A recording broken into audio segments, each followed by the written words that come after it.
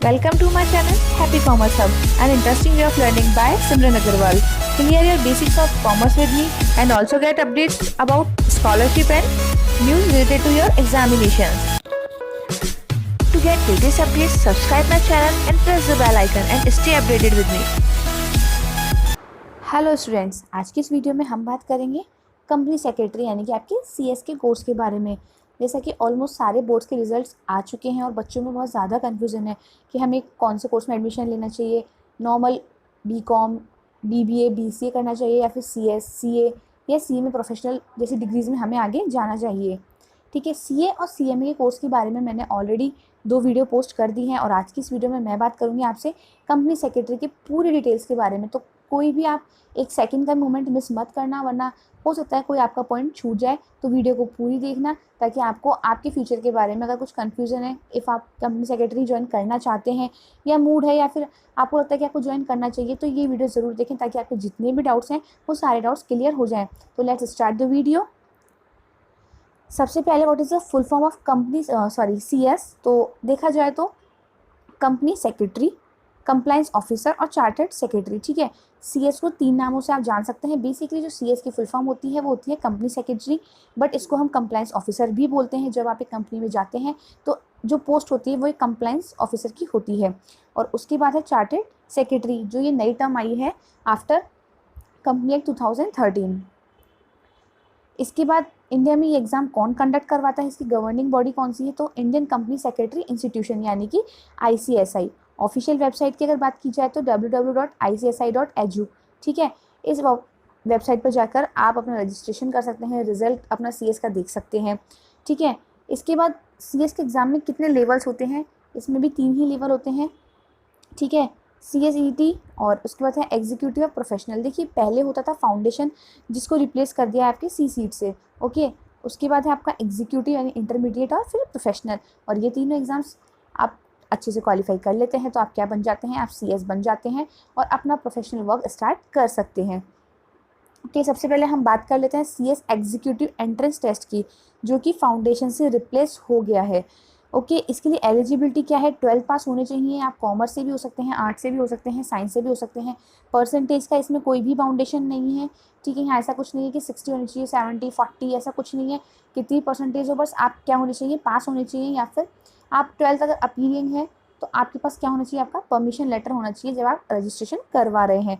इसकी registration fees होती है 1000 रुपीज़। ठीक है, और इस लेवल के लिए कौन कौन एलिजिबल है, +2 के स्टूडेंट्स यानी कि 12th के स्टूडेंट्स, ग्रेजुएट अगर आप हैं और पोस्ट ग्रेजुएट आप हैं, यानी कि अगर आपने पोस्ट ग्रेजुएशन भी कर ली है तब भी आपको सीएस एग्जीक्यूटिव एंट्रेंस टेस्ट देना पड़ेगा। अब पहले की तरह नहीं होता कि आप ग्रेजुएट हैं या फिर आपने सीपीटी दे लिया है तो आप इस फाउंडेशन लेवल को एग्जाम्प्ट कर सकते हो। जी बिल्कुल नहीं, आप इसको एग्जाम्प्ट नहीं कर सकते।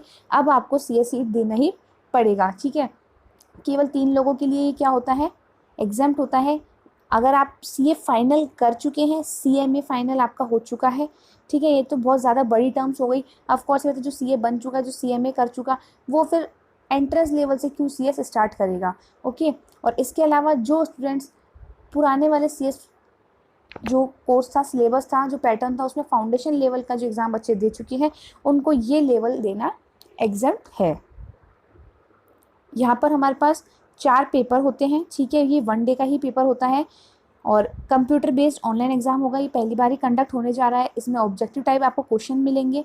ठीक है, मैक्सिमम मार्क्स रहेंगे आपके 200 यानी कि 50-50 मार्क्स के चारों पेपर रहने वाले हैं। और क्वालिफाइंग मार्क्स कितने हैं, 400।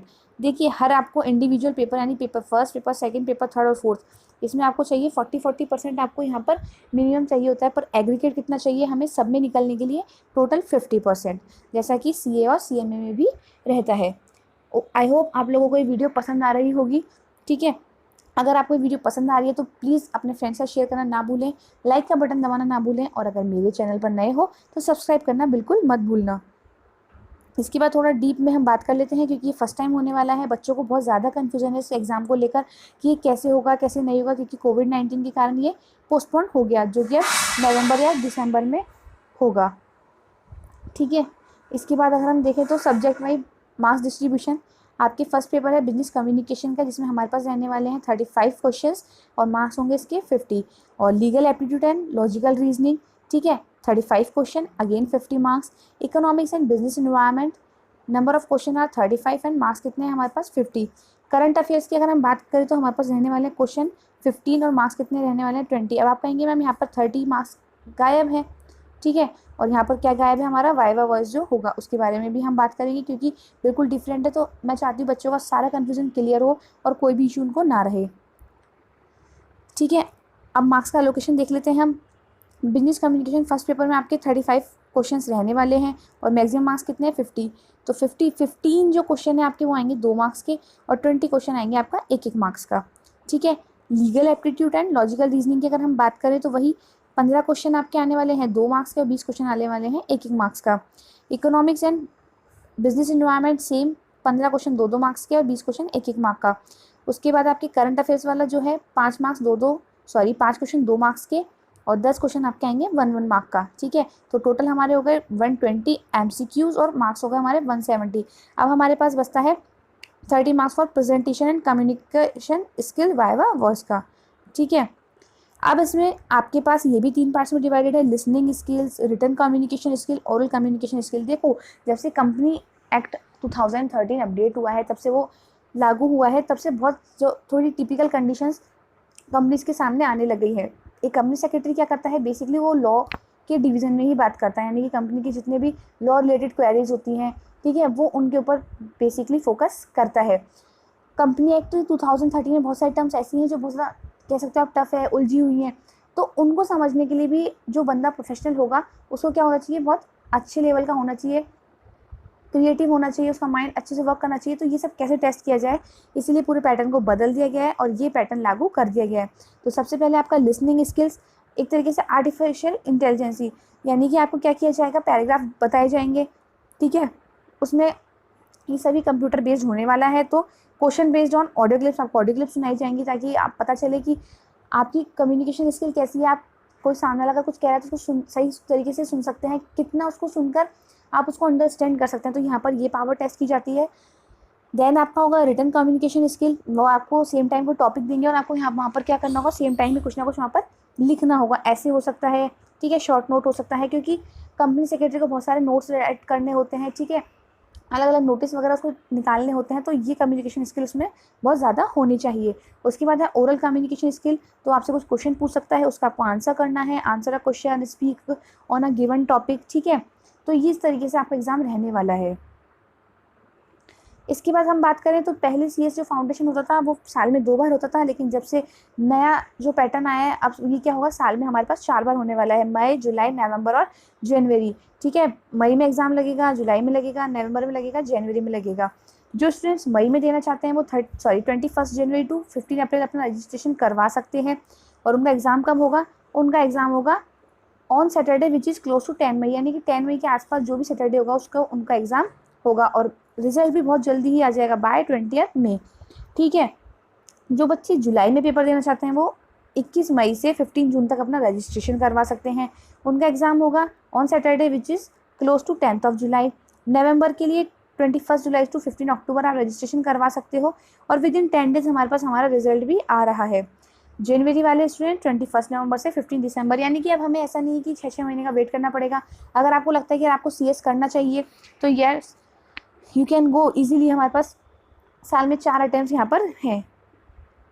इसके बाद एक बार एंट्री गेट की हम बात कर लेते हैं। तो CS एग्जीक्यूटिव एंट्रेंस टेस्ट में, ठीक है, ये देना मैंडेटरी है, केवल 3 लोग इसके लिए एग्जाम्प्ट होंगे जिन्होंने फाउंडेशन लेवल पहले दे रखा है या फिर जिनका CA और CA में पूरी तरीके से कंप्लीट हो चुका है, फाइनल एग्जामिनेशन लग चुके हैं, वो पास हो चुके हैं, उन्हीं के लिए एग्जाम एग्जाम्प्ट है, अदरवाइज सबको ये एग्जाम अब देना होगा।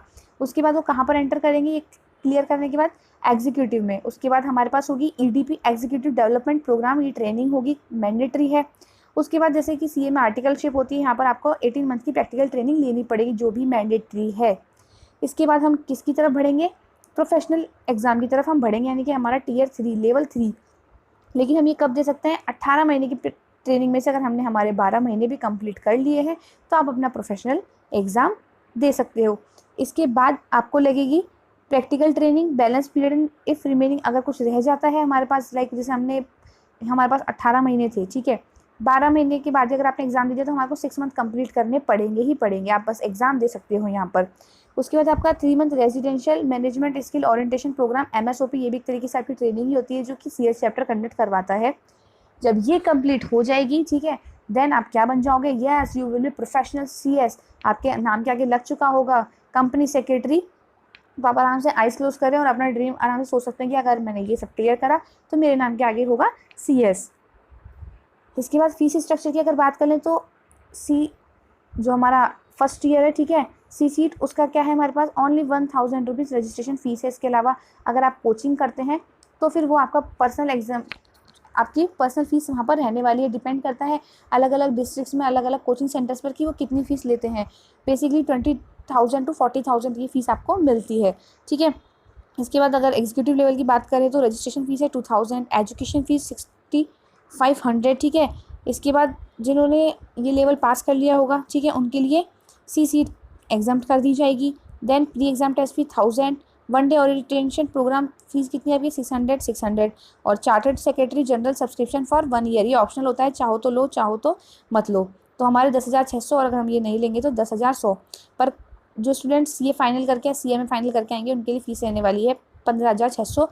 कैसे, जो हमारी C सीट के एग्जामिशन फ़ीस है उनके लिए उनको 5,000 रुपीज़ देने पड़ेंगे। इसके बाद CS एग्जीक्यूटिव के लिए हम कब एनरोल कर सकते हैं, 2 मॉड्यूल्स होते हैं यहाँ पर, ग्रुप 1 होता है, ग्रुप 2 होता है। स्टूडेंट्स चाहे तो दोनों ग्रुप्स एक साथ दे सकते हैं और चाहे तो एक एक करके दे सकते हैं। इसका एग्ज़ाम 2 ही बार कंडक्ट होगा, जून और दिसंबर, ठीक है। ऑल मॉड्यूल यानी कि दोनों मॉड्यूल दे सकते हैं, कोई एक मॉड्यूल दे सकते हैं, ओके। तो इसकी हमारे पास कब डेट रहती है, 30 नवंबर और 31 जनवरी। दिसंबर के लिए अगर आप देना चाहते हैं कोई भी एक मॉड्यूल या दोनों मॉड्यूल तो 31 मई और 31 जुलाई के लिए आप क्या कर सकते हो, उसका रजिस्ट्रेशन करवा सकते हो। 31 मई का रजिस्ट्रेशन है हमारे जून वाले अटैम्प्ट के लिए और जुलाई वाला है आपका दिसंबर अटैम्प्ट के लिए। CS एग्जीक्यूटिव प्रोग्राम में हमारे पास सिलेबस क्या रहता है, 2 मॉड्यूल होते हैं, दोनों में 4 पेपर होते हैं। फर्स्ट पेपर है आपका jurisprudence, interpretation and general laws, company law.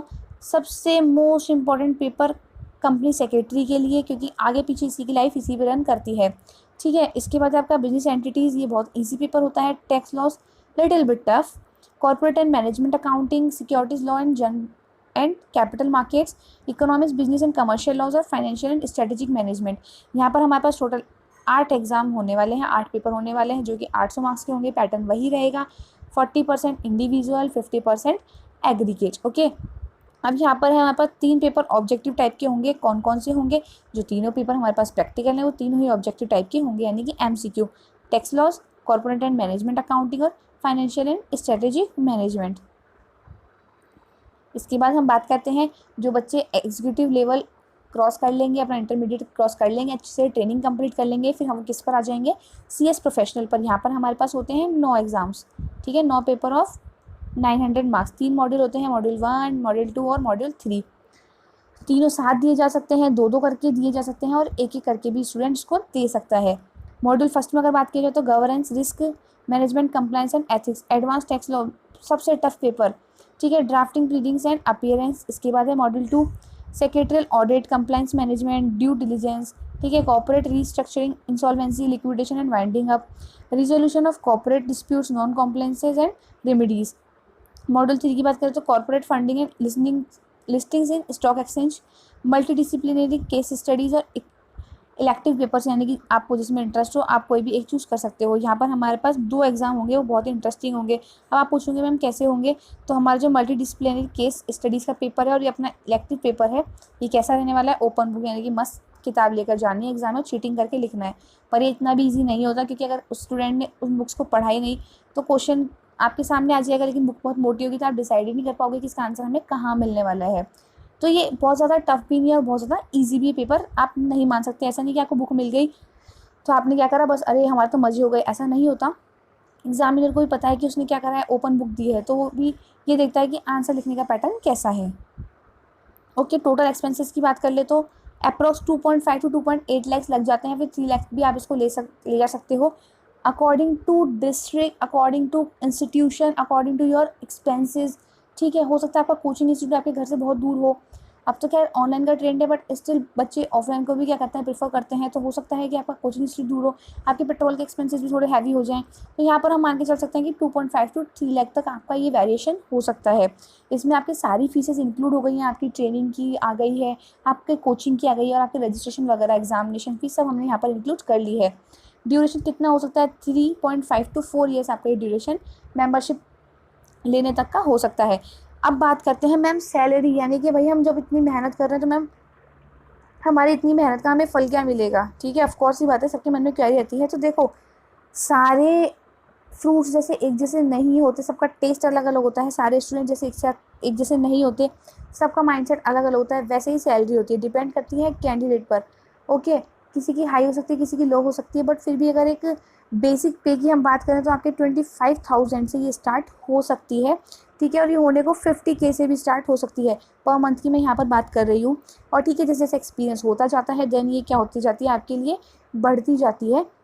यहाँ पर हमने केवल इनिशियल और बेसिक पे की बात की है।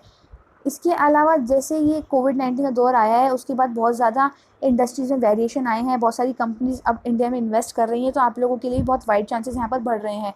थोड़े टाइम पहले की अगर रिसर्च की बात की जाए, यानी कि करंट रिसर्च हुआ है, वो बताता है कि सीएस की बहुत ज़्यादा वैल्यूज़ अब बढ़ने वाली है, क्योंकि नई नई कंपनीज़ आ रही हैं। ठीक है, और कंपनी एक्ट क्या है एकदम जो 2013 और थोड़ा सा टिपिकल है, तो उसको समझने के लिए केवल एक कंपनी सेक्रेटरी बहुत ज़्यादा इंपॉर्टेंट रोल प्ले करता है। आई होप अगर आप लोगों को ये वीडियो समझ में आई हो तो लाइक करना ना भूलें, subscribe my channel and share with your friends.